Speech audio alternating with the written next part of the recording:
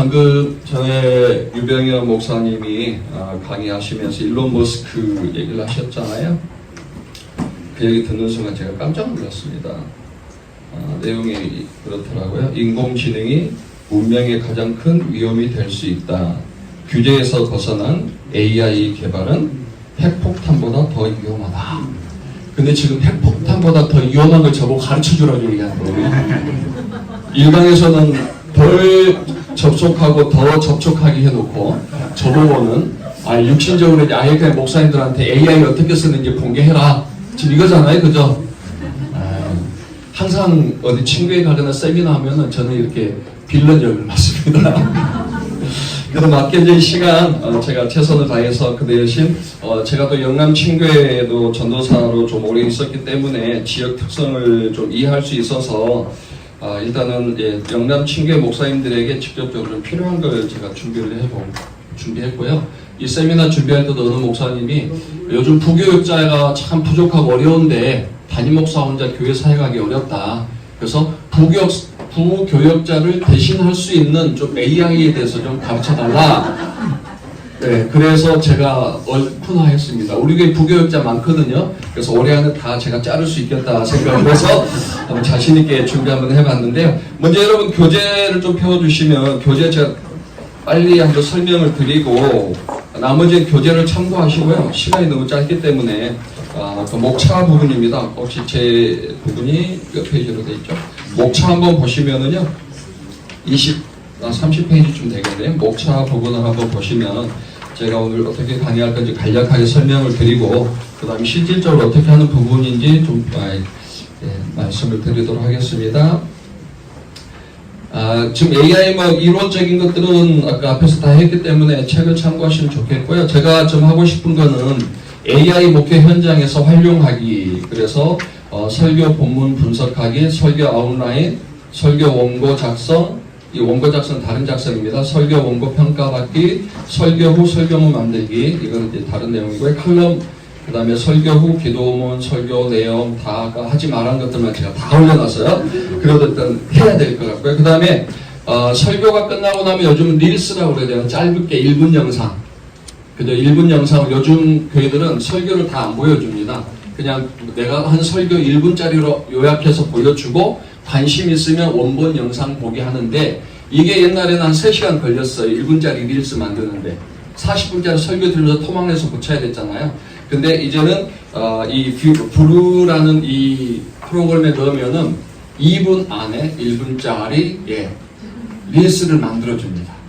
그러니 어마어마한 시간이 단축된 거고, 그 다음에 설교 다 만들고 나서 PPT 만드는 것, 그 부분에 대해서 설명할 거고요. 그 다음에 어떤 성도님이 갑자기 내가 상담사도 아닌데 목사님 갑자기 알코올 중독자가 와서 저 알코올 중독이 좀 있는데 상담 좀 해주세요 그러면 강성기 목사님 불러올 수 없잖아요. 그럴 때는 챗GPT한테 몇 살, 52살의 남성이고 몇 년 정도 알코올 중독 가진 사람인데 이 사람을 어떻게 상담할 수 있는지 해줘. 그러면은 딱 정확하게 해줍니다. 그래서 그 부분도 활용하면 좋겠고요. 그 다음 맞춤형 성경 공부, 아까 유병현 목사님 말씀하신 여행 코스, 그리고 이제 6번째 제가 좀 줄여갈 내용인데 AI 다문화 사역. 그래서 요즘 이제 영남 친교회 쪽에도 외국인들, 이주 노동자들이 교회 종종 방문하잖아요. 이분들을 어떻게 우리가 같이 예배하고 또 성경 공부하고 케어할 수 있는지에 대해서도 좀 같이 좀 제가 나눠보려고 하니까요. 다른 부분 좀 빨리 진행하도록 하겠습니다. 일단 목회 적용 어떻게 적용할 것인가 그랬는데 성경 연구 보조 자료로도 쓸 수 있습니다. 제가 이번에 제 서재를 옮기면서 목사님들 책 많잖아요. 제가 책장이 한 7개 정도 됐는데 이번에 저희 교회 모치님, 파지하신 모치님 불러서 다 버렸습니다. 제가 진짜 소장하고 싶은 책만 놔놓고 다 버렸어요. 왜냐하면 그냥 책벌레만 생기지 이제는 저한테는 필요 없는 그런 책이 돼서 다 버렸습니다. 그러니까 이사 갈 때 책상 하나만 들고 갔어요. 진짜요. 진짜 책상 하나만 딱 들고 왔습니다. 두 번째는 설교 준비할 때 개요 작성이나 또 예화 추천 같은 것도 좀 받을 수 있고요. 세 번째는 교인 상담하는데 쓸 수 있는 좋은 자료고, 또 교육 행정 자동화도 충분히 가능하다라는 거. 아까 말씀하신 대로 제가 이제 우리 재단법인 사무국장 맡았는데 지난주 목요일날 가서 서류를 좀 받았는데 다 이전 버전이잖아요. 그 스캔 밀어가지고 이거를 다시 이제 우리 전체 친교회가 한 230교회가 되더라고요. 이 데이터를 만들려고 하니까 깜깜한 거예요. 이걸 어떻게 해야 되나 고민하다가 그거를 PDF로 스캔을 밀고 AI한테 넣고 그 다음에 이렇게 A, B, C, D 배열해서 다시 이거를 데이터를 정리해줘. 그랬더니 10분 만에 제가 일주일 계획했던 걸 10분 만에 엑셀 데이터로 다 만들었어요. 네. 그래서 아까 누가 어느 목사님 그 주민 나이 물어볼 때 제가 바로 휴대폰 열었잖아요. 네. 그게 10분 만에 제가 우리 한국에 있는 성서친에게 모든 목사님들의 여러분의 주민등록번호까지 제가 다 AI가 다 만들어준 겁니다. 그래서 목회 행정에도 쓸 수 있는 충분한 자료들이 있다는 것을 소개를 하는데요. 일단 그 AI나 기타 그 여러 가지 AI를 쓸 때 가장 먼저 알아야 될 용어가 뭐냐면 프롬프트입니다. 프롬프트. 이 용어를 여러분이 아셔야 되는데 이 용어가 사용된 데는 연극 용어에서는 배우가 대사를 까먹었을 때 그 뒤에서 작게 불러주는 사람, 그때 그 프롬프터, 그리고 그 대사를 불러주는 용어를 프롬프트라고 그랬고요. 현대적인 의미에서는 이제 무언가 시작하게 도와주는 신호나 지시어라고 했고요. 이게 이제 일상 활용에서는 행동이나 반응을 이끌어내는 단서라고 그랬는데 이 AI의 프롬프트는 지금 나중에 제가 시범 보여주겠지만 구글 아니면 챗GPT 여러 가지 가면은 입력하는 창이 있어요. 쉽게 말해서 내가 원하는 데이터를 끄집어내는 그 명령어입니다. 명령어. 이 부분들이 명확하게 입력이 되면 AI가 이것을 처리해서 이제 그 나머지 결과물들을 우리에게 보여주니까 AI를 누가 잘 쓰느냐, 또 어떤 분은 저한테 어떤 AI가 좋냐 그런데요. 좋은 AI 없어요. 아시겠죠? 나쁜 AI도 없어요. 중요한 건 뭡니까? 내가 그 AI를 어떻게 잘 활용하느냐의 문제지. 그리고 각자에게 맞는 AI가 있습니다. 저는 제미나이하고 챗GPT하고 간만만 쓰거든요. 이 세 가지 안에서도 제가 원하는 정보를 다 끄집어낼 수 있는데 그냥 아까 유병호 목사님 뭐 사랑이 뭐냐라고 물어봤을 때 그죠? 오전에 강의할 때 사랑이 무엇이냐 그러면 눈물의 씨앗이라고 그렇게 나올 수도 있어요. 근데 우리가 원하는 건 눈물의 씨앗이 아니잖아요. 그러니까 내가 정확하게 원하는 프롬프트, 이 명령을 어떻게 주입하느냐에 따라서 결과물이 달라지기 때문에 단지 아까 시편 1편 1절로 3대지 설교를 만들어줘 하면은 이게 목회자들에게 양심의 문제가 되겠지만 시편 1편 1절에서 나오는 어떤 단어에다 특별 분석을 해줘. 이 분석을 할 때 이런 정보를 내가 얻고 싶어라고 한다면 그거는 여러분 똑같이 생각하시면 돼요. 주석 찾아서 보시잖아요. 그죠? 주석 찾고 인터넷에서 자료 검색해서 그거 타이핑 하시잖아요. 그걸 누가 도와주는 건 AI가 도와준다 생각하시면 돼요. 그러니까 이전에는 시편 1편 그 자료가 어디 있지 하고 서재 책을 여러 가지를 꺼내가지고 뒤지는 시간이 있잖아요. 그 시간을 내가 생각을 이 프롬프트에 넣으면은 엔터만 치면은 내가 원하는 정보를 바로 끄집어낼 수 있기 때문에 설교를 데이터를 수집하는 시간들이 단축될 수 있다. 예, 그런 거지 이거 설교를 만들어라는 의미는 아니니까요. 내가 사용자가 어떻게 프롬프트를 입력하느냐, 그 다음에 이 AI가 이걸 받고 어떻게 처리해 주느냐에 대한 중요한 내용들이니까 명확한 어떤 프롬프트 명령, 그 다음 지속적인 개선 관계나 해야 됩니다. 이게 아까 이제 제가 손용화 목사님은 어떤 분이냐고 물어봤을 때 데이터가 안 나온 거는 지금 이 챗GPT가 손용화 목사님에 대한 데이터를 잘 찾지를 못하는 거예요. 근데 제가 운전 장기 할 때 좀 졸리잖아요. 그럼 챗GPT를 켜놓고 서울 성서 침례교회는 어떤 교회야 물어봐요. 그러면은 이상한 교회 데려가요. 그게 아니고 서울 성서 침례교회는 SBBC love.org에 가면 데이터가 있어. 그럼 거기서 불러와요.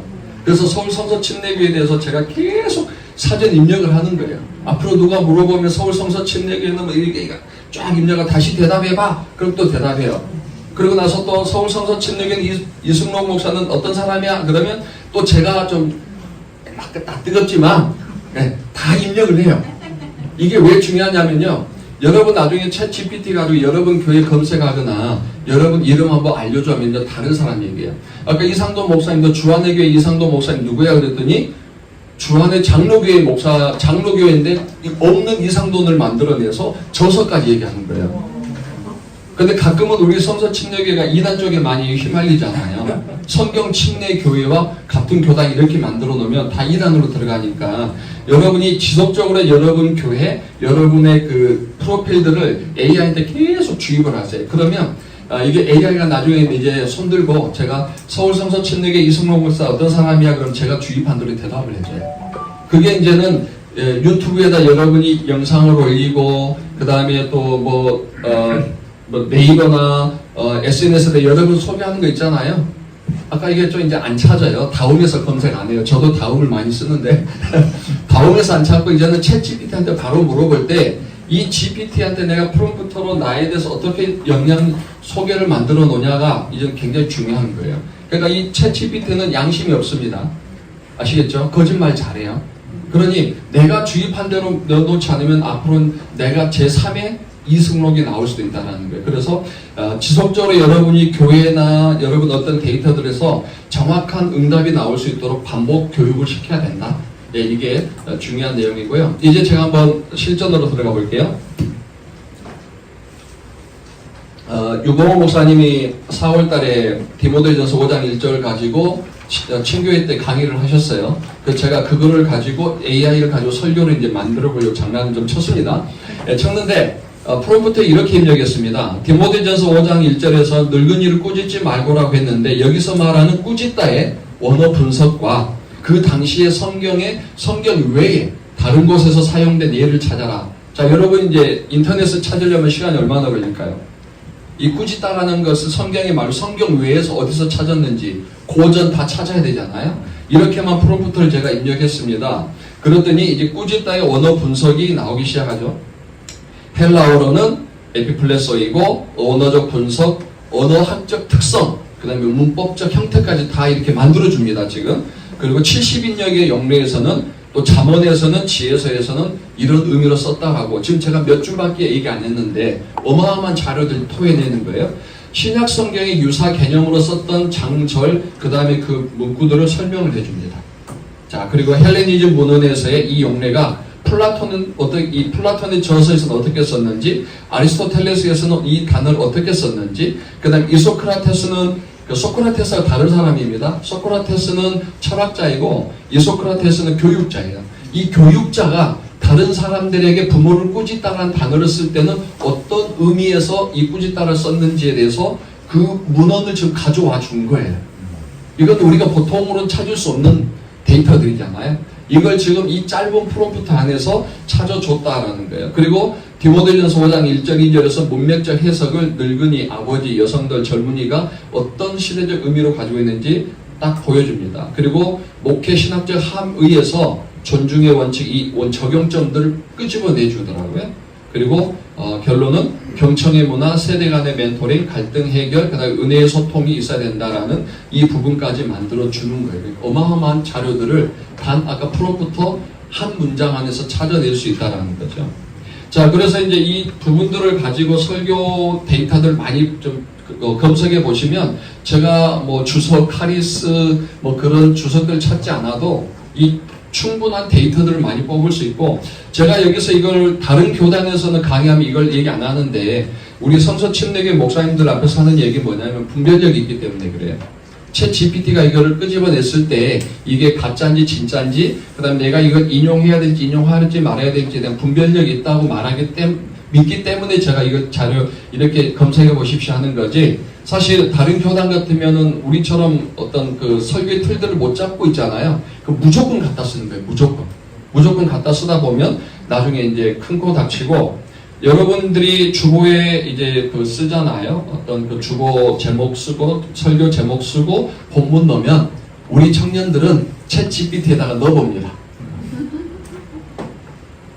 요 본문으로 이 설교 제목으로 설교 만들어 줘. 그런데 우리 목사님이 비슷한 흐름으로 설교하고 있는 거예요.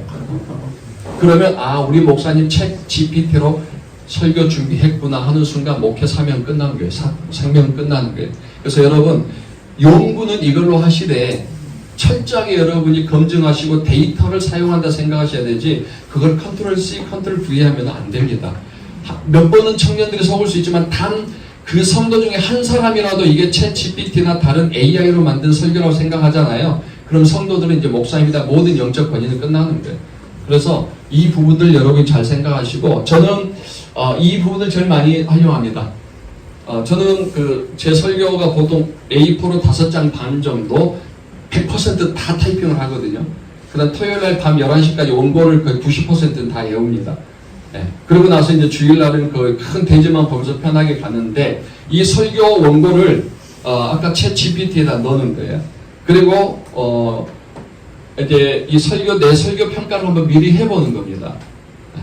그래서 설교 평가를 할 때 프롬프트에다 이렇게 입력을 해봤어요. 이 설교문이 성경의 전체 의미와 맞는지, 아까 프롬프트 명령이 명확해야 된다고 그랬잖아요. 설교 전체 의미와 맞는지, 서론부터 결론까지 논리적인 충돌은 없는지, 그리고 내 설교 평가를 프롬프터 네가 GI 네가 설교 평가자로서 이 설교를 평가할 때 5가지 문항으로 평가를 해줘 라고 제 설교 원고를 넣고 프롬프터 명령을 넣었어요. 그때 나왔던 결과가 주제의 명확성과 성경적 기반은 매우 우수라고 나왔어요. 그리고 설교 구조와 흐름에서는 별표가 4개밖에 없잖아요.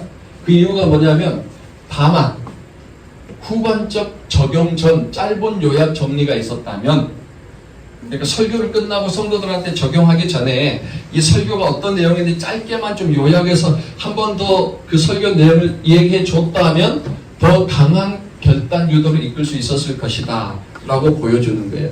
그러면 저는 다시 설교를 수정해서 제가 했던 설교문들을 한 2분 정도로 요약을 합니다. 그래서 이걸 다시 넣어보면은 이 부분이 이제 별 5개로 바뀌게 돼요. 보통 목사님들의 설교 평가는 사모님들이 끝나고 해주시잖아요. 끝나고 나서는 이미 늦었잖아요.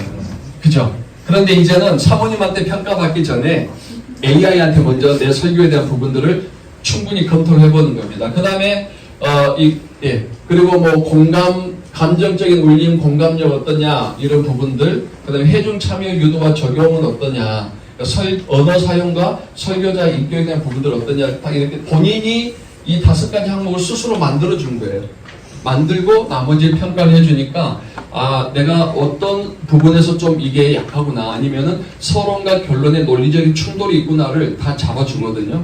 그럼 그걸 내가 설교를 스스로 한번 평가해 볼 수 있다라는 것.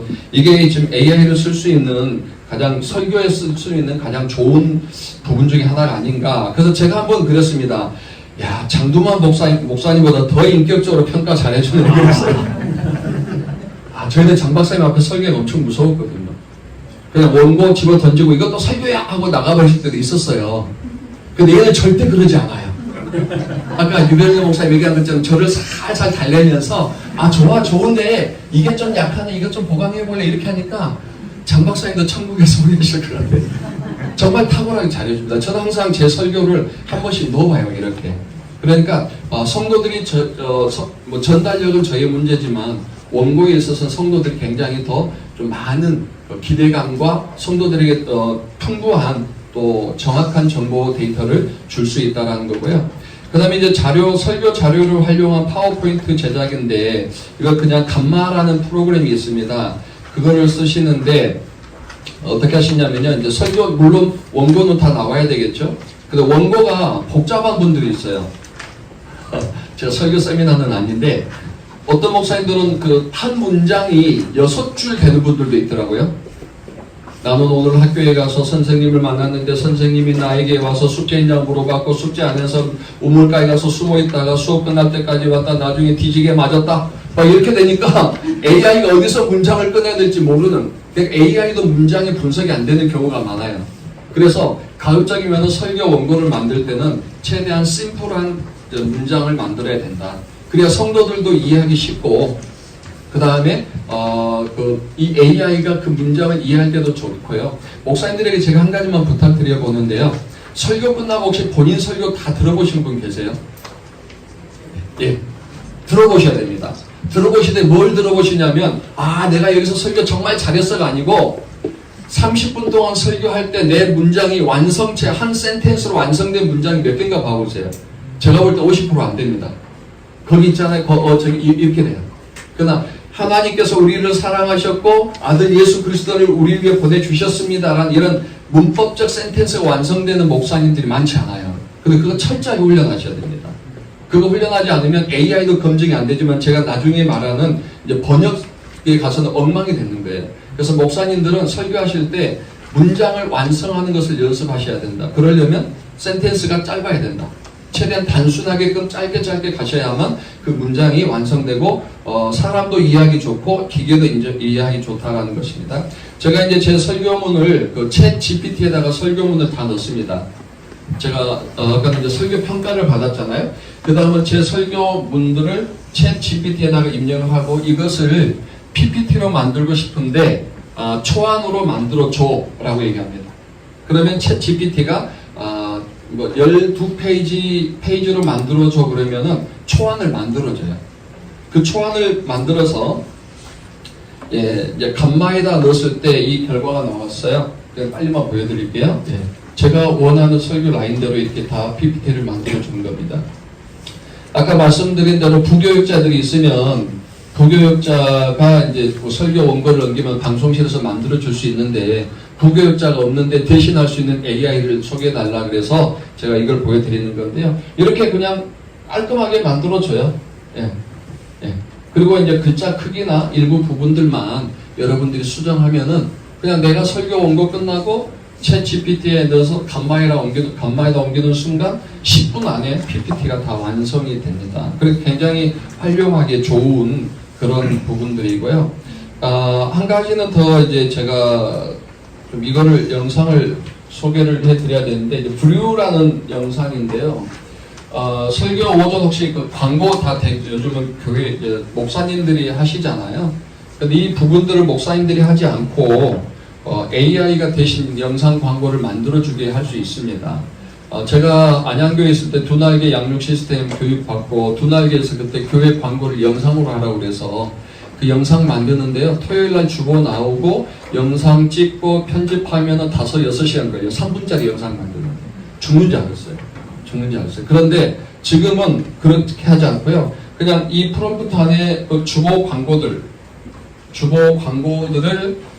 넣습니다. 제가 직접 한번 보여드릴게요. 그냥 이 프롬프트에 있는 내용을 제가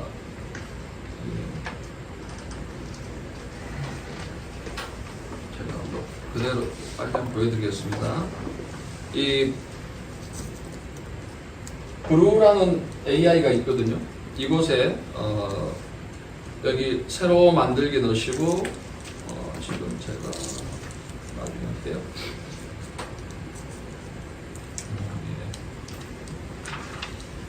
미리 만들어 해놨는데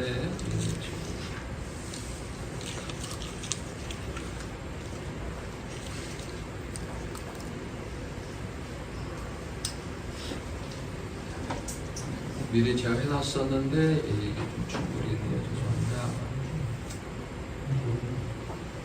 그냥 있는 걸 일단 보여드릴게요.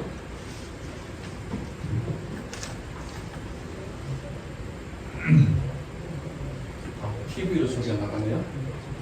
지금 이 창에 보이잖아요. AI입니다. AI고 제가 넣었던 프롬프트 그 내용들을 가지고 쭉 이제 하고 최종 출력만 누르면 광고가 5분 안에 그냥 만들 수 있습니다. 그래서 이 브루라는 것도 한번 써보시는데 그 사실 AI를 쓰는 데 있어서는 조력자를 안 두고 싶으니 조력자 두는 파트타임 비는 쓰셔야 돼요.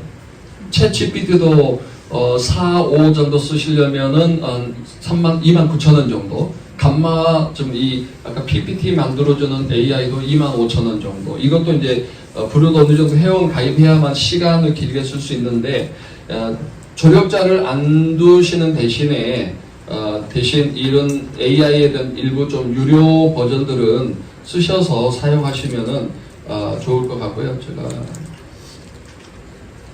만들어 놓은 걸 바로 그냥 보내요. 이거 나중에 제가 한번 다시 보여드릴게요. 죄송합니다. 그래서 이렇게 그 광고 내용도 브루라는 AI를 쓰면은 좀 쉽게 만들 수 있고 이게 좀 제가 영남 친구의 목사님들 지난번에 뵈면서 좀 어려웠던 부분들 그리고 또 위드 네팔 사역도 하시고 하니까 좀 제가 실제로 쓸 수 있는 내용들을 좀 보여드리고 설명을 드리도록 하겠습니다. 이제 다문화 사역, 저도 내년 2026년부터 이제 서울 우리 교회에서도 다문화 사역을 시작하려고 좀 프로젝트를 준비하고 있다가 이번에 AI 준비하면서 이제 우리 교회는 9월부터 다문화 사역 본격적으로 시작하려고 좀 도입을 시작하고 있거든요.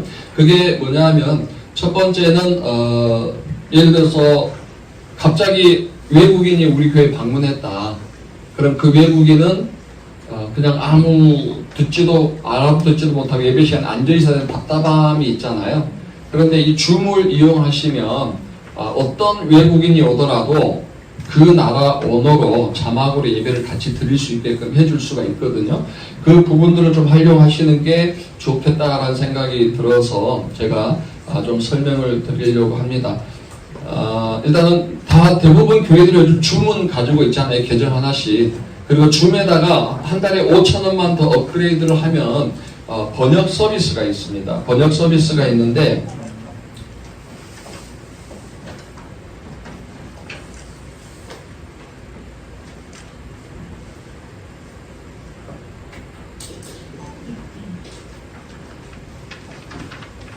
저 같은 경우는 지금 줌을 쓰고 있거든요.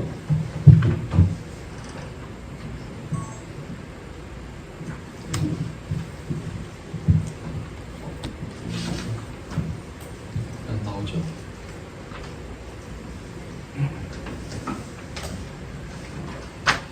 자, 이건 제가 유봉호 목사님께 카톡으로 링크를 보내드리겠습니다. 그러면 예, 목사님들께 다 뿌리셔도 돼요. 그래? 예, 제가 그래서 이거 지금 바로요? 예, 제가 지금 줌 링크를 보내드릴 테니까요. 네. 이거를 영남충교회 목사님들께 보내주시고 줌이 있는 분들은 접속해서 참가하기를 눌러보시면 예, 지난 코르빌라 목사님 그 설교 세미나 때 우리 교회에서 협력하는 필리핀 목사님 오셔서 제가 우리 교회를 단독 초청을 했어요. 그리고 혼자 앉아 계시면 한국 우리 광고 워낙 다 하니까 그래서 제 노트북을 드리고 예, 그 다음에 따갈록으로 예, 쓸 수 있도록 제가 자막 서비스를 해드렸습니다. 지금 이제 줌 받으신 목사님들은 아마 예, 한번 참가 눌러보시면 이게 나와야 되는데 안 나와서 저도 당황스럽네요. 혹시 나오셨으면 그 밑에 자막 숨기기 자막이라고 있어요. 자막 그 부분을 예, 자막이 있죠. 거기서 자막에서 본인이 듣고 싶은 언어로 한번 바꿔보십시오. 영어로 바꾸셔도 되고 아니면 다른 언어로 바꿔도 되고 그럼 밑에 자막이 휴대폰에 자막이 다 나올 거예요. 그죠? 지금 목포 성서 침례교회 이상진 목사님 교회도 지난 3주 전에 저한테 연락이 와서 이 시스템을 보여드렸고요. 그 교회에서는 필리핀 사람들이 많이 온다. 근데 지금 예배를 못 드린다. 제가 이 서비스를 해줘서 그 교회는 메인 그 화면 옆에 이 화면을 하나 설치를 했어요. 그럼 아예 필리핀 언어를 자막으로 그냥 띄워주는 서비스를 시작해서 필리핀 사람들의 만족도가 굉장히 높고 또 다른 사람들도 전도할 수 있는 그런 법이 됐는데요. 예, 제가 계속 들어오신 분들은 이제 본인이 한번 해보세요. 이게 자막으로 나왔으면 좋은데. 예. 네, 다들 오셔서 뭐 네팔 걸로 해보셔도 괜찮고 이게 지원되는 굉장히 많습니다. 네팔에 없어요. 네팔 없어요? 아이고 죄송합니다. 예. 언어가 좀 이제 좀 더 어려운 그래도 있는 것 같네요.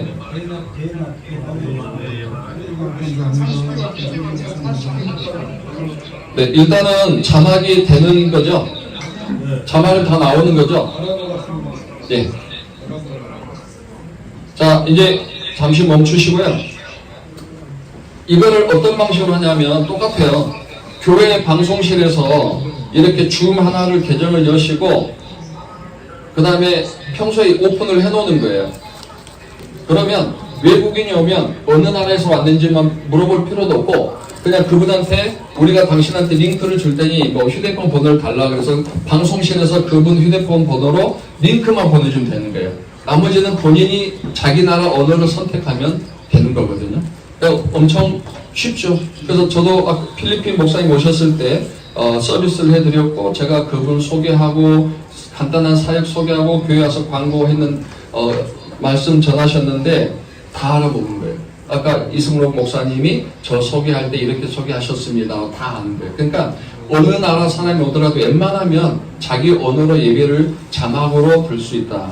자, 이 부분에 대해서는 제가 좀 이 영남 친교회 목사님들이 좀 하셨으면 좋겠고, 하나는 더는 이왕하시는 거 교회 밖에다가도 광고를 하셨으면 좋겠어요. 교회 밖에다 현수막 하나 만드시고 QR코드 만들어서 영어로 여기 페이지 만들어놨는데 당신의 언어로 온라인 예배를 함께 드릴 수 있습니다. 그래가지고 QR코드 하나 만들었는데 그 QR코드는 그냥 QR코드 찍으면은 그 온라인 번역 온라인 영상 신청할 수 있는 자기 정보, 전화번호, 이름, 국가 정도만 받게끔 만드는 QR코드를 해놓는 거예요. 그러니까 외국인이 지나가다가 왜 우리나라 말로 번역이 된다고? 그럼 신청할 거 아닙니까? 그럼 예배 시간에 교회 오든 안 오든 그분 신청한 데다가 링크를 보내주시는 거예요. 그러면 그 사람들이 교회로 옵니다. 그래서 저희는 이제 지금 이미 디자인하고 다 준비하고 있는데 어차피 저희가 이제 다문화 사역을 해야 되기 때문에 이 부분은 해야 된다. 그래서 사역자들하고 저희가 좀 연구하고 준비한 부분이니까요.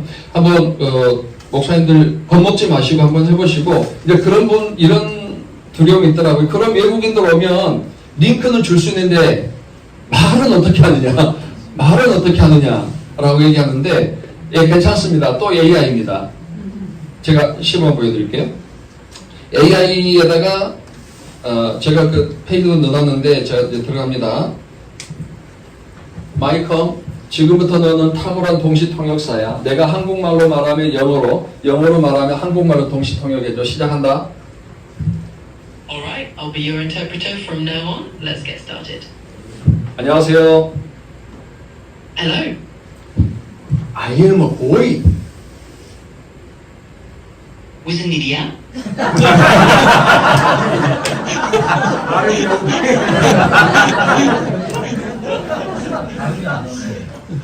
다시 해볼게요. I'll give it a try. I am a boy. 무슨 일이야? 얘가 제 체면을 안 쳐주고. 이게 이제 어떻게 하시냐면은요, 요즘 블루투스 이어폰 다 가지고 계시잖아요. 그걸 하나는 예배 안내원이 끼고, 하나는 오신 외국인에게 끼게 하는 거예요. 그러니까 방금처럼 어느 나라에서 오셨냐 그러면 이제 뭐 필리핀에서 왔다. 그러면 방금처럼 칭찬을 해줘야 돼. 너는 탁월한 동시통역사야.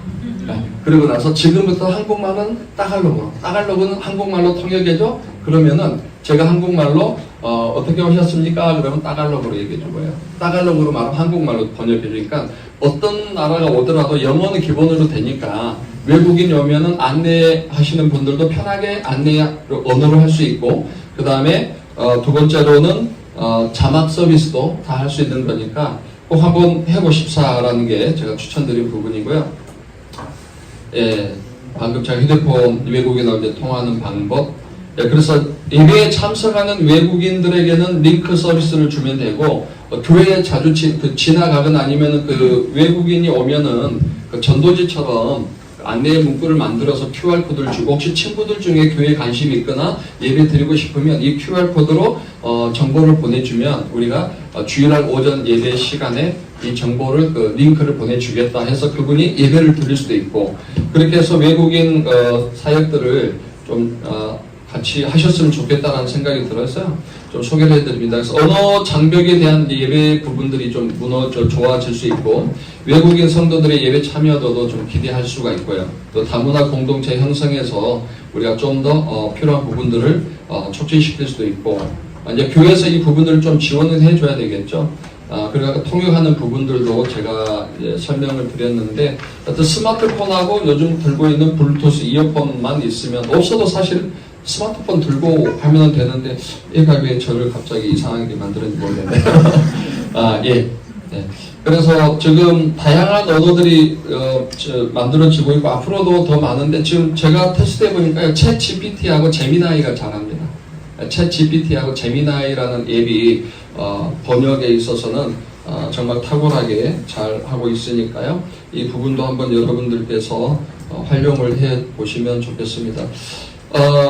아까 원래 시작할 때 질의 질문 시간도 가지라고 해서 일단 나머지 책 참고하시고 다음에 제가 또 이제 좀 구체적인 심화 세미나 할 때 그때 다시 한번 제가 또 좀 최대한 디테일하게 사용하실 수 있도록 설명을 드리겠습니다. 오늘은 맛보기로 교회에서 이렇게 활용하시면 된다는 부분인데요. 혹시 궁금한 질문사항 있으십니까? 네, 질문사항 있으시면 좀 받도록 Q&A 시간 좀 갖도록 하겠습니다. 네. 아까 원고를 넣으시면은 네. AI가 평가를 해준다고 했는데 네. 자기가 참석을 설교를 네. 그 음성을 넣어도 아닙니다. 음성요? 네, 음성을 넣어도 녹음한 파일을 넣어도 예, 그 챗 GPT는 음성으로 평가하진 않고요. 아니 음성을 네. 설교한 음성을 네. 녹음한 거를 네. 그 챗GPT 안에 넣었을 때 네네. 아까 문자를 넣은 것처럼 평가를 해주니까 그게 대한 답변이에요. 그러니까 챗 GPT는 음성을 텍스트로 분해하진 추출하진 않습니다. 그러니까 지금 챗 GPT에게 가실 때에는 음성을 오디오를 텍스트로 전환해준 AI가 따로 있어요. 제가 아마 책에 교환을 해놨거든요. 그래서 그거를 가지고 하시고 제가 다시 책에 있는 내용 설명 안 드렸는데 설명드릴게요. 그 네이버 클로바라든지 설교하실 때 원고 없이 종이에다 대지만 써서 설교하신 분 있잖아요. 순간순간 성령의 역사와 성령의 기름 부으심을 바라시면서 하시는 그런 목사님들 계시잖아요. 그런 분들은 반대로 하시면 돼요. 휴대폰에다가 클로바 노트라든지 오디오를 텍스트로 전환해주는 앱들이 몇 개 있거든요. 그거를 그냥 설교하실 때 누르시면 돼요. 누르시고 나서 설교 끝나면 스탑 누르시고 그러면은 텍스트로 추출을 해주거든요. 그걸 가지고 반대로 챗 GPT한테 넣어서 이거를 내가 좀 멋있는 설교 원고로 다시 다듬고 싶어. 그러면은 여러분의 그 언어를 문어처럼 만들어서 다 정리를 해줍니다. 그러니까는 원고가 있는 분은 사전에 원고를 넣으시고 원고 없이 바로 설교하시는 목사님들은 네이버 클로바라든지 음성 녹음 AI를 써서 그걸 텍스트로 추출한 다음에 다시 GPT에다 넣어서 그냥 이거를 설교 원고문으로 다듬어줘 하면은 원고문으로 다듬어줘요. 그러니까 역으로 반대로도 할 수 있고 다양하게 할 수 있는데 여하튼 제가 추천한 거는 가급적이면 원고를 다 만드시는 게 한 대 얻어맞기 전에 미리 AI한테 맞고 집에 가서 사모님한테 쓰담쓰담 하는 게 좋지 않나요? 예. 네, 목사님. 조금 전에 이야기한 거 제가 개인적으로 좀 나중에 좀 여쭤보고 싶고요. 네네. 예를 들어서 영어와 한국어를 비교했을 때 제미나이하고 챗GPT하고 그 번역이 어떤 게 더 좋습니까? 제 개인적으로는 챗 GPT입니다. 그렇습니까? 맞죠, 교수님? 저 챗 GPT 쓰는데 좋아요. 네, 왜냐하면 최근에 우리 교수님이 주례하실 때 신랑이 외국인이어서 한국 주례사를 영어로 번역 챗 GPT한테 넣었죠. 교수님이 볼 때 최소한 교수님 평가할 때는 수정할 게 하나도 없었다. 그러면 이제 그게 물어보시잖아요. 파파고? 구글 번역기보다 낫냐? 구글 번역기보다 낫습니다. 파파고보다 더 번역이 정확합니다. 예. 저도 가끔 쓸 때, 지난번에 필리핀 목사님 오셨을 때, 챗 GPT 동시 통역 열어두고 둘이 이어폰 끼면서 운전하면서 같이 저는 한국말로 그분은 따갈로그로 전혀 문제 없이 소통이 다 됐습니다. 예. 그러니까 챗GPT 같은 것도 우리나라 버전 말고 예를 들어 네팔 사람이 챗GPT를 가지고 한국말을 설교 원고를 넣으니까 네팔말로 잘 번역해 줍니다. 네, 됩니다. 번역하시면 되는데 아까 동시 통역은 네팔은 안 되니까. 예. 그건 아쉽네요. 시간 좀 기다려야 될 것 같아요. 네, 좀 기다려 주시면. 여기가 네팔 지역인데 제가 남의 팔을 가져왔어요. 네, 그 대신 일단 다양하게 먼저 연습해 보시고 활용하시면 목회에 쓸 수 있는 자료들이 어마어마하게 많고요. 혹시 교재 보시고 궁금하시면 저한테 전화 주시면 제가 또 다른 방법을 통해서 설명을 드리고, 원래는 여기 이제 제가 맛보기만 한 거고 9월 달에 우리 교회에서 하루 종일 이제 세미나를 할 때 그때 제가 이 교환은 지금 굉장히 많이 줄인 거고, 저도 PPT 지금 70페이지가 넘는데 오늘 짧게 쓴 거거든요. 오늘은 다 할 수 없으니까 한번 그 대신 많이 해보시라는 거고, 아까 얘기한 대로 설교문을 만들면 안 됩니다. 네, 자료만 여러분 정보 수집한 데 쓰시면 좋겠고, 혹시 다른 또 궁금한 거 있으십니까? 네, 목사님. 아까 다문화 예배를 드릴 예정이 아직 시작한 건 아니죠. 네네. 아, 9월부터 시작할 예정. 줌은 이전에 코로나 때 이제 집에서 드리던 형식을 했지 않습니까? 네, 네, 그럼 이게 우리 같이 모여서 예배 드릴 때 예를 들어 다문화들이 모여서 네, 그 핸드폰으로 같이 예배 드리면서 네. 그것도 충분히 가능한 거죠. 네, 아까 말씀드린 대로 제가 제가 필리핀 목사님 오셨을 때는 제 노트북을 필리핀 목사님 그냥 앞에 뒀어요. 한 분만 계시니까. 그리고 줌을 여기서 제가 링크를 받아서 사진은 그 얼굴은 이제 제가 설교한 얼굴이 나오죠, 그죠? 그리고 그 밑에는 저 따갈록으로 자막이 되니까 그 목사님이 1시간 동안 전혀 지루하지 않고 유튜브를 보는 것처럼 오늘 예배를 같이 현장으로 즐기는 거예요. 근데 오늘 김명수 목사님 어제도 했는데요. 지금 우리가 동시 통역이 어떻게 되냐면 한국말을 계속 말하면 끊어지지 않잖아요. 설교할 때. 이거를 동시 통역하는 능력은 없어요. 아까 제가 말했듯이 오늘 우리 교회에 오신 것을 환영합니다 하고 AI가 말할 수 있는 시간을 안 주면 얘는 계속 입력만 하는 거예요. 그게 이제 동시 통역이 안 되는 건데, 제가 생각하기에는 올해 안에 한국말이 끊어지는 문장을 AI가 받아들이면서 바로 말할 수 있는 동시 통역 기능이 나올 거라고 저는 조심스럽게 생각해 봅니다. 왜냐하면 그게 돼야 되거든. 이번에 크루빌라 목사 세미나 때도 그게 안 돼서 저희가 일 먹었잖아요. 근데 아마 되지 않을까. 어떤 분은 2달 안에 나온다고 얘기한 분도 있는데 저는 올해 안에라고 좀 보면 주지만, 그러면 이제 여러분이 설교하실 때 이어폰으로 외국인이 이제 그 자막이 안 보고 그냥 이어폰 주면 이어폰으로 제가 오늘 우리 교회 오신 걸 환영합니다. 그럼 바로 자기 나라 언어로 통역이 되는 시대가 금방 옵니다. 이거는 교회 안에서 활용할 수 있는 정말 좋은 시스템이죠. 예. 근데 목사님이 할 때 네. 또 엉뚱하게 통역도 엉뚱한 통역이 나왔잖아요. 그렇죠. 그러니까 우리 교회에서 제가 그 챗GPT로 네. 캄보디아 자매하고 네네.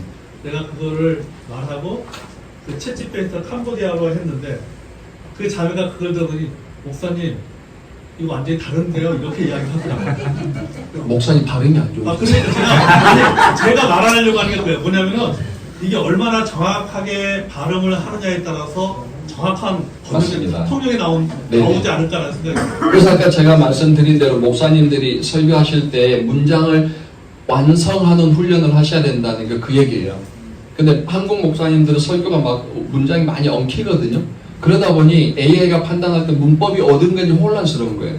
그렇지 않아도 한국은 영어나 어순이 반대잖아요. 그 반대를 끄집어 오는 것도 AI가 힘든데 언어를 막 다 뒤집어 놓으니까 우리는 거시기 하다 그러면 알잖아요. 근데 AI는 거시기가 뭔지 모르는 거예요. 그럼 이 AI가 거시기가 뭔지를 자기가 추출해서 엉뚱한 단어를 가져오거든요. 그래서 설교자는 AI뿐만 아니라 청중들에게 정확한 메시지를 전달하기 위해서는 완성된 문장들을 계속 사용해 가야 된다. 그 훈련을 해야만 청중들도 좋고 그 다음에 AI 번역하는데도 유리하다라고 제가 말씀드린 겁니다. 발음도 중요하지만 문장, 한국 문장을 완성하는, 문법을 완성하는 그런 훈련도 많이 하셔야 됩니다. 네, 제가 쓰는 시간 42분 이제 됐는데요. 혹시 질문 없으면 다음에 이제 김명수 목사님과 최정기 목사님 나와서 이제 토론 시간을 안 하신답니다. 시간이 없어서. 네네. 네. 그러면 일단 저는 여기서 마치고 궁금한 거 언제든지 전화 주시면 제가 답변해 드리겠습니다. 시간이 너무 강의가 흥미있으면 시간이 가는 줄을 모를 정도 너무 흥미진진하면서도 때로는 위기감을 느끼기도 하고 그렇죠. 방금전에서 그런 생각을 해봤어요.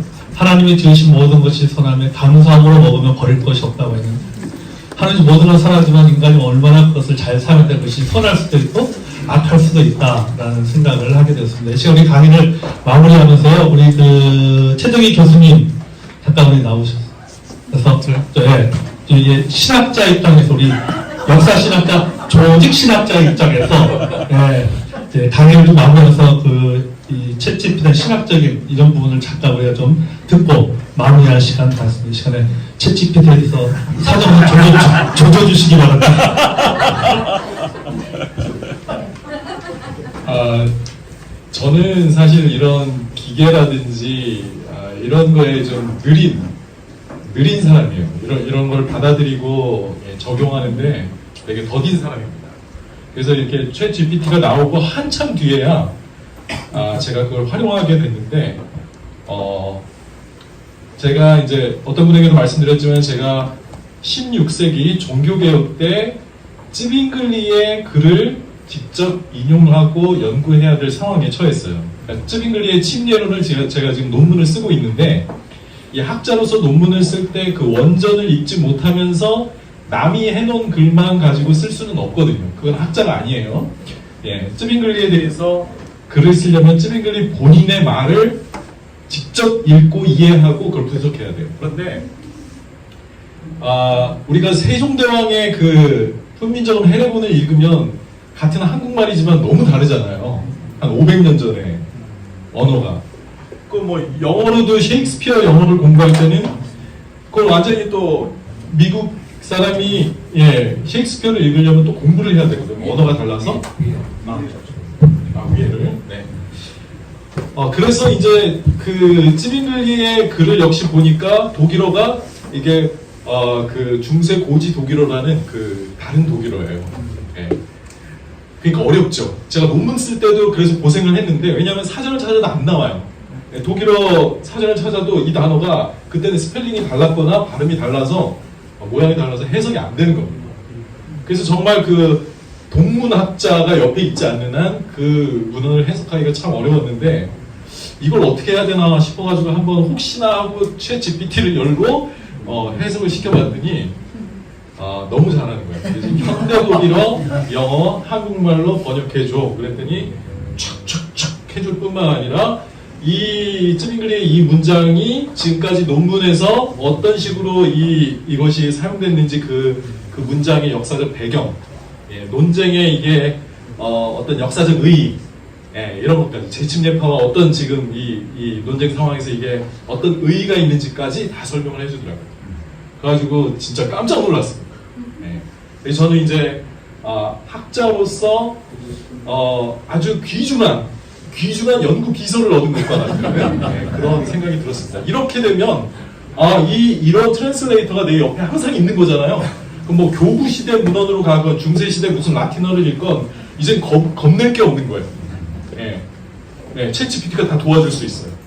그러니까 학자로서는 연구의 영역이 훨씬 더 넓어졌다. 그래서 정말 놀랬습니다. 놀라면서 한편으로는 이제 이 좋은 도구를 사용하는 데 있어서 항상 이 경계심을 가져야 될 것 같아요. 비판 정신. 얘가 자꾸 헛소리를 할 수가 있다. 이렇게 번역하는 게 가끔 틀리는 경우가 있고요. 이게 문맥에서 이게 지금 요 사람이 분명히 내가 아는 어떤 사람인데 엉뚱한 사람을 가르쳐 주더라고요. 그래서 항상 그런 경계심은 늦추지 말아야 된다. 그러니까 굉장히 유용하고 놀라운 도구이기는 하지만 항상 100% 믿으면 안 된다. 그 환각이 일어날 수 있기 때문에. 그리고 이제 학자로서 하는 일이 뭐냐면 학자는 항상 엄밀함을 추구합니다. 그래서 어떤 글이 있을 때 이게 진짜 이 말이 맞는가? 그래서 항상 학자들은 각주를 달거든요. 각주. 그래서 이 인용을 어디서 가져왔다라는 것을 그 출처를 분명히 밝혀야 되고, 그 출처가 틀리면 그 글은 신뢰도가 완전 바닥이 되는 거죠. 그래서 계속 그 학자 다른 사람의 한 말을 똑바로 내가 읽고 요약을 해서 정확하게 옮기는 그 훈련. 그래서 항상 원전을 비교하고 참고하고 그걸 요약하고 정리하는 일을 계속 해야 되는데, 그 과정을 건너뛸 수가 없습니다. 그래서 이 AI가 주는 정보를 논문에 이용할 수 있는가? 없어요. 하면 안 됩니다. 인터넷에 있는 자료를 논문에 인용하면 그 권위가 굉장히 떨어져요. 그래서 지금은 어떤 학자로서의 그런 노작이라고 해야 될까요? 노력? 그 노고죠, 노고. 공부해야 되는 양은 사실 비슷해요. 그러니까 새로운 도구가 들어왔어도 학자로서 노력을 기울여야 할 그 치러야 될 대가는 한마디로 연구의 대가는 비슷합니다. 어쩌면 더 복잡해졌을지도 몰라요. 왜냐하면 자료가 더 많은 것들을 소화해낼 수 있는 만큼 더 소화해낼 내 노고의 양은 또 늘어나기 때문이에요. 그렇다는 거죠. 그래서 목사님들이 설교를 만들어내는 그 노고의 과정을 생각해서는 안 된다. AI가 도와주니까 좀 편해진 면이 있지만 한편으로 더 주의해서 출처를 분명하게 확인하시고 이 팩트 체크를 꼭 하셔야 된다는 말입니다.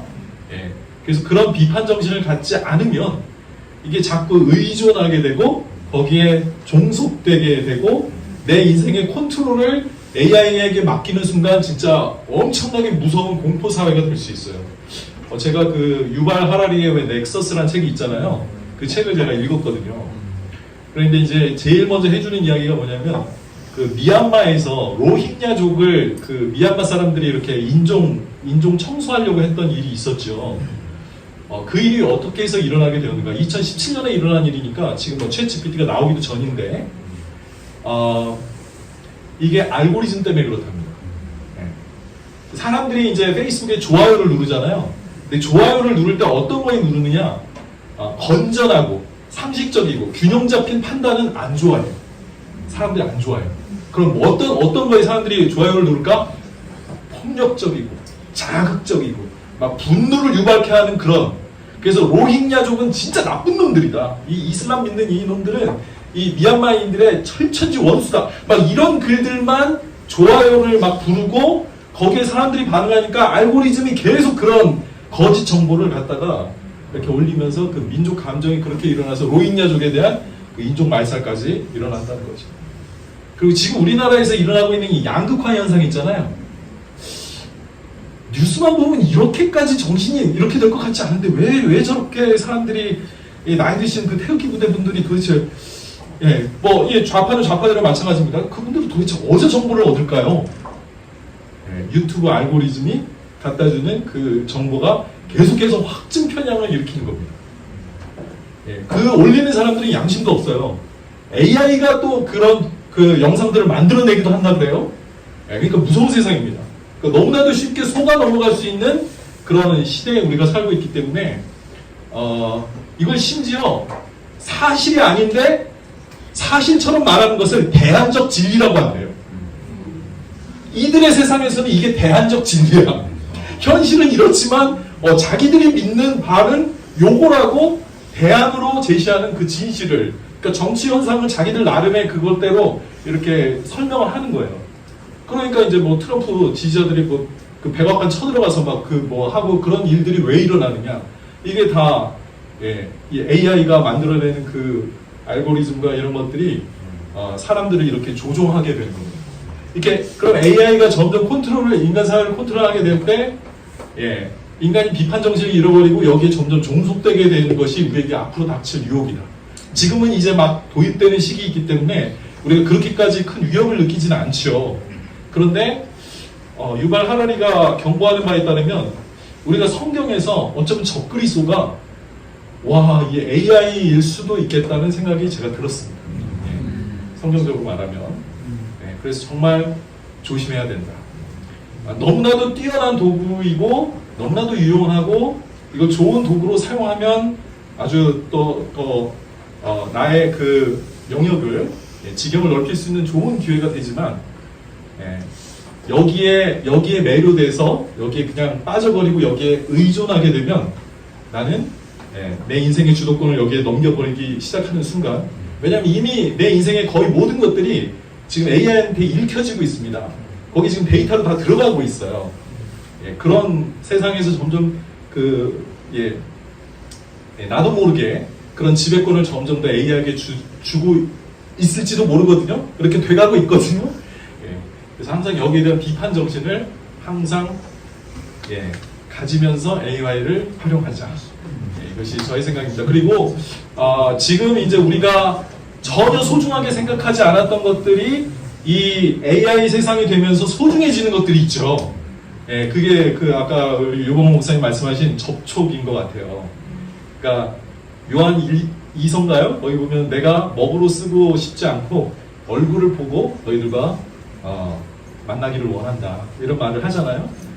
그런 것처럼 사람과 사람이 대면해서 이야기를 나누고 서로에게 영향을 주고받는 이것이 얼마나 소중한 것인가. 이게 인간만이 나눌 수 있는, 인간 대 인간으로서 나눌 수 있는 너무나도 소중한 그런 가치라는 거죠. 전에는 몰랐는데, 전에는 너무 당연하고 너무 흔한 것이어서 이것이 그렇게 가치 있는 건 줄 몰랐는데 얼굴과 얼굴을 맞대고 이야기하는 것이 이렇게 소중한 것이구나. 그래서 성경에도 하나님이 말씀만 주시다가 이렇게 성육신 하셨잖아요. 말씀이 육신이 되어 우리 가운데 오셔서 인간의 몸으로 또 그 사랑을 십자가에 죽으셨다가 부활하심으로 그 사랑과 함께 놀라운 권능을 보여주신 그 모든 일들이